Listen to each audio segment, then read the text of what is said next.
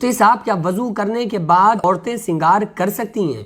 کچھ عورتیں ایسا کرتی ہیں کہ انہوں نے وضو کر لیا اور ابھی دیکھا کہ بھائی چلو وضو ہو گیا، منہ پونچھ کے لاؤ تھوڑا سا سنگار کر لیں، اس کے بعد نماز پڑھیں گے، تو وہ سنگار کر کے نماز پڑھتی ہیں۔ تو سنگار کر کے جو عورت نماز پڑھ رہی ہے تو پڑھنا چاہیے یا نہیں پڑھنا چاہیے، آپ اس کو اچھی طرح سے، میں اس مسئلے کو بتا دیتا ہوں، آپ لوگ اچھی طرح سے اس کو سماعت کر لیجئے۔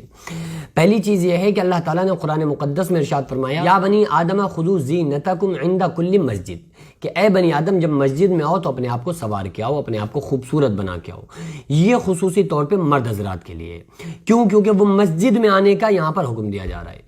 مرد حضرات کیا کرتے ہیں، وہ سسرال میں جائیں گے، شادی فنکشن میں جائیں گے تو بہترین اسٹائلیں مار کے اور خوبصورت نئے نئے کپڑے پہن کے پرفیوم لگا کے جائیں گے،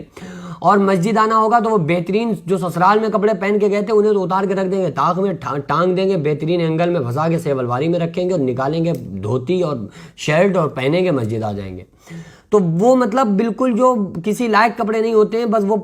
پاکی کے درجے تک ہوتے ہیں۔ باقی وہ ایسے کپڑے ہوتے ہیں کہ وہ پہن کے مارکیٹ نہیں جا سکتے، وہ پہن کے پھر مسجد آ رہے ہوتے ہیں۔ تو یار آپ کسی اچھے پیسے والے کے سامنے جاؤ گے تو کس طرح سے جاؤ گے؟ اپنے آپ کی حالت سدھار کے جاؤ گے کہ نہیں جاؤ گے؟ تو حاکم الحاکمین کے سامنے ہم کھڑے ہو رہے ہیں، اللہ رب العالمین کے سامنے کھڑے ہو رہے ہیں، تو اپنے آپ کو یہ دیکھ لیں کہ ہماری حلیہ کیسی ہے۔ یار ہم خود کو اچھے نہیں لگ رہے ہیں تو اللہ کے دربار میں ہم کیسے اس طرح سے پیش ہو سکتے ہیں؟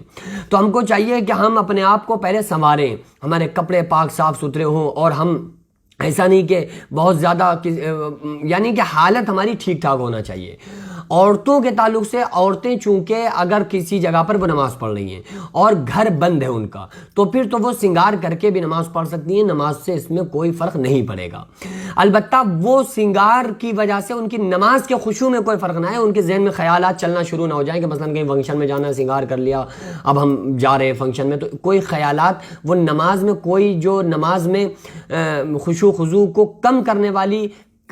خیالات اس سنگار کی وجہ سے اس کے ذہن میں نہیں آنا چاہیے۔ اگر آ رہے ہیں تو اس کو اس چیز سے بچنا چاہیے۔ لیکن اگر گھر بند ہے چاروں طرف سے اور وہ عورت نماز پڑھ رہی ہے سنگار کرنے کے بعد، تو وہ پڑھ سکتی ہے۔ لیکن اگر اس کو یہ اندیشہ ہے کہ بھائی گھر کے دروازے کھلیں اور ہم نماز باہر برآمدے میں پڑھ رہے ہیں، کوئی بھی آ سکتا ہے اور ہمارے چہرے کو دیکھ سکتا ہے، نامحرم آ کے بیٹھ سکتا ہے، تو پھر اس کے لیے بہتر ہے کہ وہ سنگار کو نہ کرے، کیونکہ ظاہر ہے کہ سنگار ایک ایسی چیز ہے